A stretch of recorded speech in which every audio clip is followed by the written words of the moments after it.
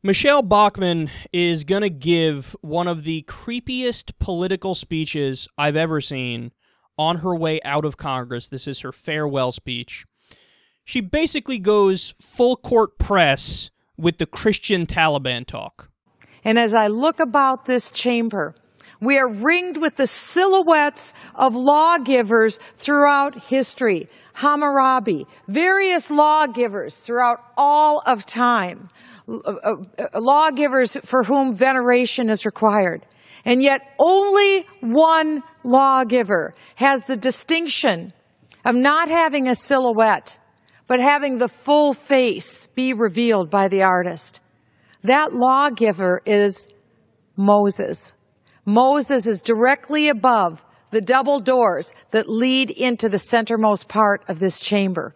And in the face of Moses, his eyes look straight upon not only our nation's motto, "In God we trust," but Moses' face looks full on into the face of the Speaker of the House.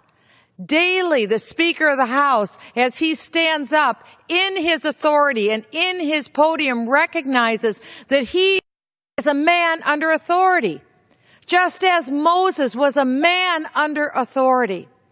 Because you see, Mr. Speaker, Moses is given as for the full honor of the greatest lawgiver in this chamber, because he was chosen by the God that we trust to be entrusted with the basis of all law.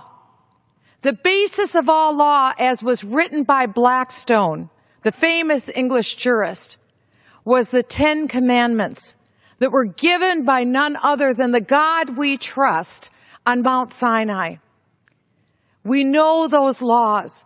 Those laws are the fundamental laws of mankind. And here in the United States, the 10 Commandments that God gave to Moses is the very foundation of the law that has given the happiness and the rise of the greatest prosperity that any nation has known before. Mr. Speaker, it could be no coincidence that this nation, knowing and enjoying the heights of such great happiness and such great prosperity, that it could be built upon that foundation of the 10 Commandments. So let me get this straight, if I can follow that logic, if we dare call it logic. Moses and Jesus and the 10 Commandments were handed down so that America, thousands of years later, can be financially rich. That's what you said. I was jotting it down as you were going along there. Okay, the whole speech is about how great the 10 Commandments are and how American law is based on the 10 Commandments and about how it's so important how religion is tied into government and everyday life in the United States of America. Well, less than half of the 10 Commandments are actual laws. So how can it be that our government is based off of a code where only 2 or 3 of the commandments are real laws? That doesn't make any sense. In fact, you made it up. Do you know that these guys who always love to talk about God is linked with the U.S. government and that's how it is, they always bring up this idea that it says, "In God we trust on money." Do you know when that was added? During the Cold War against the Soviet Union, because they were openly atheistic and communistic, so a big middle finger to them was us putting "In God we trust" on our money. It wasn't there back in the George Washington days or the Abraham Lincoln days or you name it. It wasn't there in the early 1900s. So they don't know about history, which leads me to my next point. How little does she really know about the Constitution and about American history? I have a hunch that if you go up to Michele Bachmann and you say, "Hey, Michele, what's the Fourth Amendment?" What's she going to say? You think she knows? I doubt it. What's the Eighth Amendment? I'm not even giving the hard ones, right? I bet she knows the second, of course, and maybe the 10th, states' rights. But I doubt that she knows, protection from cruel and unusual punishment, protection from unreasonable search and seizure. I highly doubt it.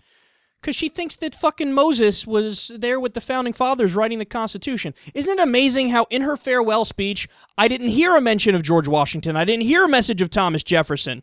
I didn't hear a mention of the secular founding fathers, any of them. It was Moses. It was Hammurabi. You worked Hammurabi into the conversation, but you couldn't throw a bone to Lincoln? Jesus Christ. You know what it is? She's just stupid. I mean, I know I'm being a dick when I say that, but it's true. I mean, isn't she the one who said one time on camera that the founding fathers worked tirelessly to end slavery? Yeah, okay, that person should not be a representative. If you don't know that, you don't know anything about the Constitution. You don't know anything about American history. And this idea that God and Jesus, they're only focused on the good of the United States of America, and that was the whole reason for the Ten Commandments, that's the whole reason for the Bible, is to set up our prosperity today, that is such a narrow-minded, insanely myopic, selfish, narcissistic worldview that you clearly are incapable of independent, rational thought.